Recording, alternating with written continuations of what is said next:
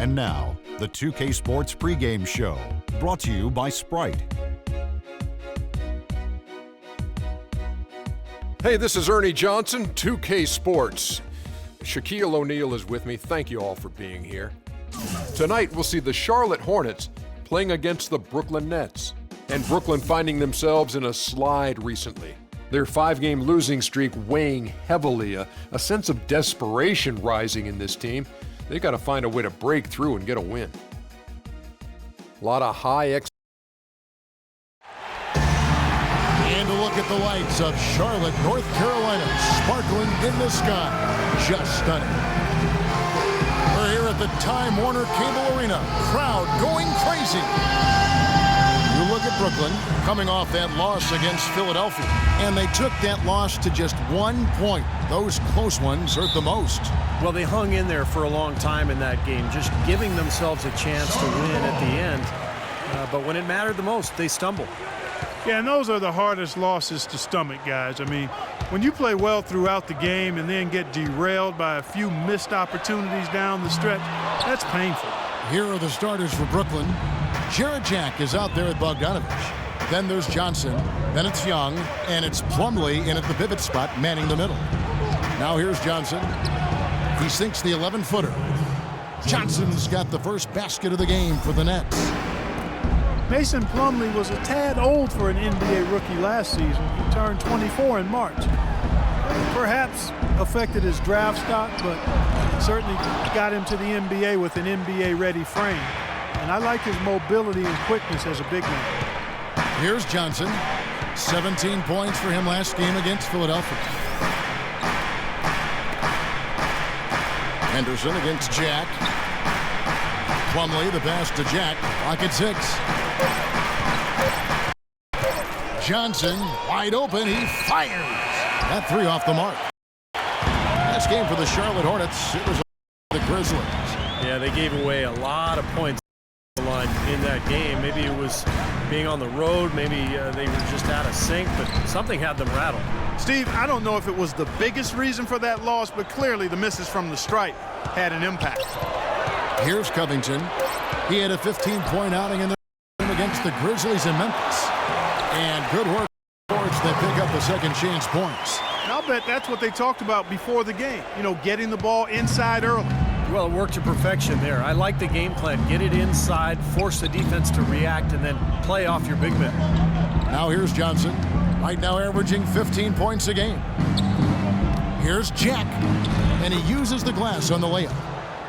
Jack's got his first bucket of the night. Well, some weak defensive coverage there, and I'm pretty sure they didn't plan on starting this game out like that, giving such easy access to the rim. Here's Henderson. He had an 18-point outing in the last game against Memphis. Kevin, his passing is what blew me away. I mean, to see him orchestrate their offense so impeccably, that was a sight to behold. First trip to the free throw line for him in this one. You know, Kevin, he's coming off a game last time out where he really had problems at the free throw line. Yeah, he got into a bad rut, Clark, where the numbers were not good for him. He's got to find that stroke here tonight.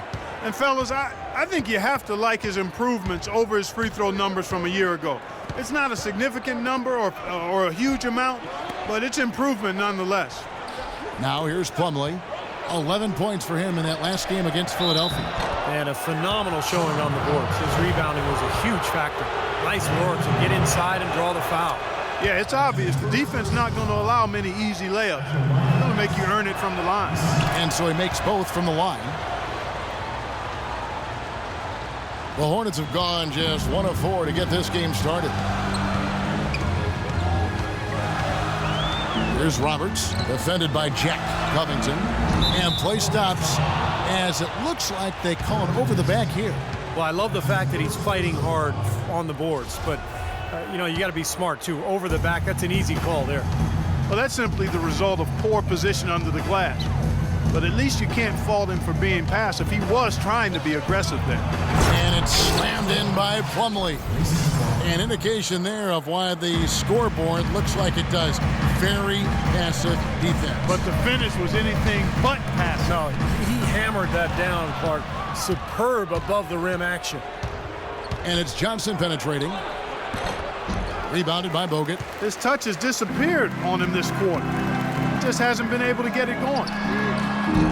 Even though the Nets staged a great comeback last season, you have to wonder if they'll view what they did as a disappointment. Well, they did bring in some big-name stars, but still ended up, I think, right in the middle of the playoff pack in the East and perhaps fell a little short of what they hoped to accomplish last season. Johnson kicks to Bogdanovich.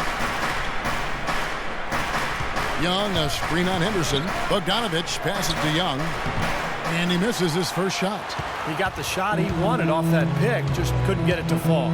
But Steve, they'll take that play all day long, 10 times out of 10. That was good action. Here's Bogdanovich. He hasn't yet put up any points in this one. Hornets with the rebound. Green's got 3 rebounds so far in the game. And for most teams, that would be good enough, being in the middle of the pack. What the Nets did last year, but they've been trying to climb into that elite tier in the East, and it didn't happen. You know, that mid-range jump shot is not his strong suit, even when he gets a good look like that. Shot's good from Young. Boy, great job of attacking on the break. Yeah, it sure was. He made a beeline for the bucket as soon as they got the ball. Right away, straight to the rim.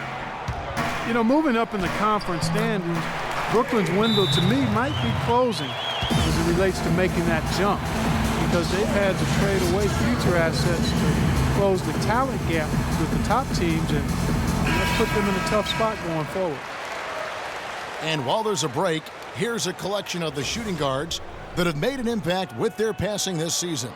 The leading assist men among 2 guards. And you look at Henderson, top 5 in the NBA, and his teammates love him. That list of players just goes to show that great passing doesn't just come from the point. And the way these guys distribute the ball from the 2 spot is really a thing of beauty. And Steve, if you want to take your place among the great shooting guards in the NBA, you have to be able to do more than score. You got to pass it as well. And a lot of these guys can. Clark, I'm guessing that wasn't the plan for the D on that trip. And I'm agreeing with you there. Once they opened the lane up for him, that was a little emphasis on that finish. Take what the defense gives you and then just power it home, right? Why not? Again, the Hornets score. Well, this quarter has gone awfully well for him. It seems like every chance he's gotten, he's pretty much converted. The Nets with the lead. And Jack kicks to Plumlee. Pass to Bogdanovich.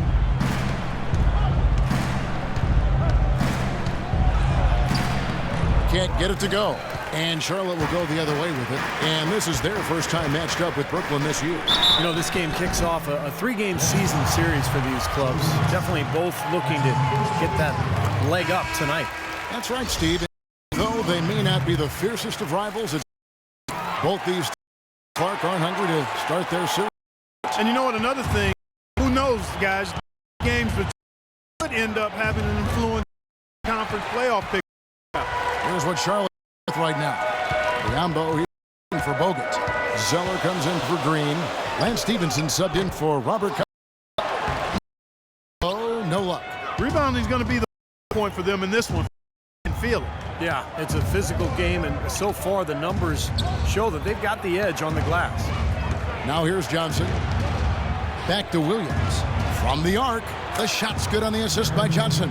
Seems like guarding him on the perimeter is not a priority for this defense, but it will become one if he continues to knock them down. There's the feed to Roberts.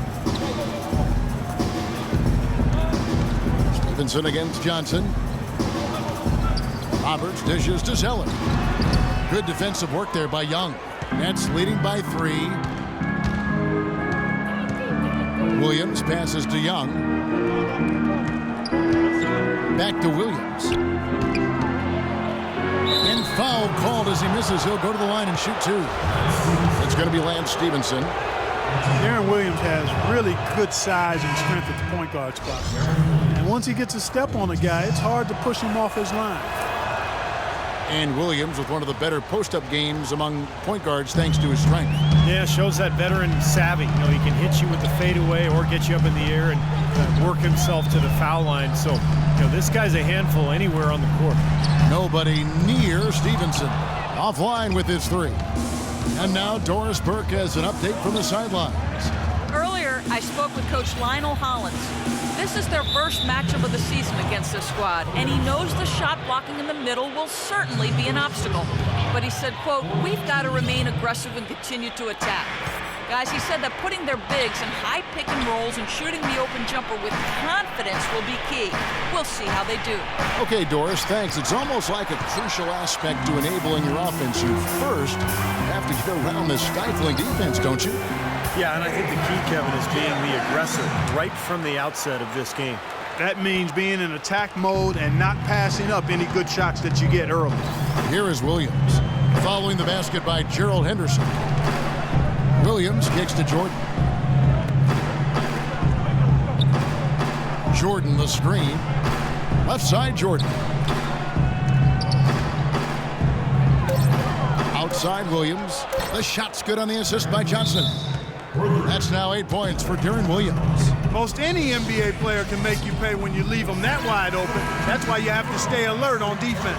Robert Covington's checked in for Gerald Henderson. Here's Roberts. He's guarded by Williams. Stevenson against Johnson. Pass to Covington. Here's Roberts. Knocks down the three ball.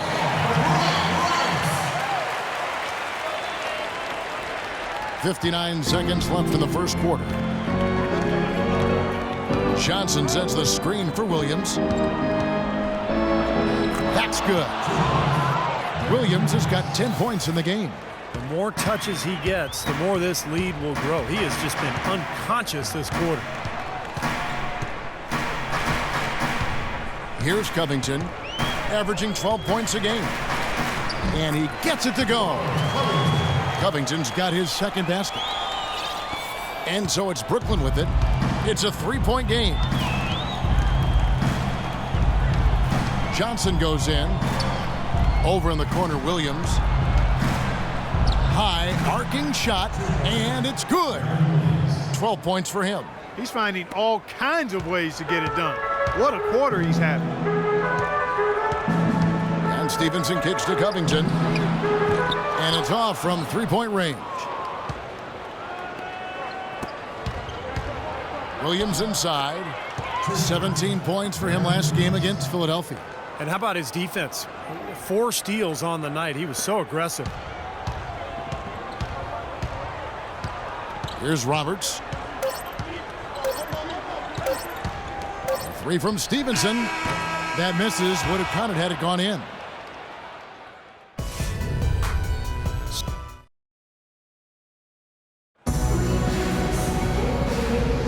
Now the second quarter getting ready to start up. And from Brooklyn, guys, what jumps out to you stat-wise? And the difference to this point has been defense. This club has really gotten after it, and that's what's gotten them this lead. Well, there's nothing that's gone up that hasn't been contested so far. Robert Covington out there with Green. And there's Brian Roberts.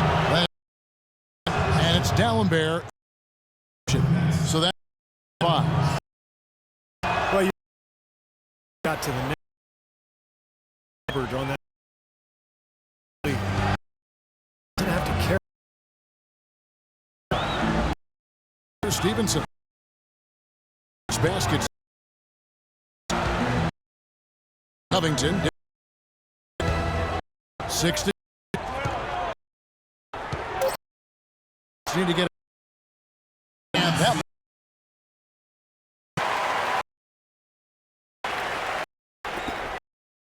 That's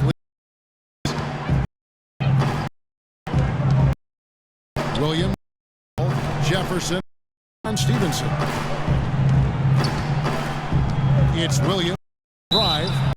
Oh, look at Deron Williams. Some numbers on him. The past few weeks, he's been a major contributor. You can see where he ranks.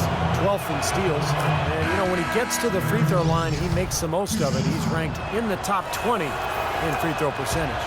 And, you know, Steve, going back to his steals, I mean, defense has really been at the core of his identity. I mean, he poses a lot of problems to whoever he's guarding. And that helps the team at the defensive end.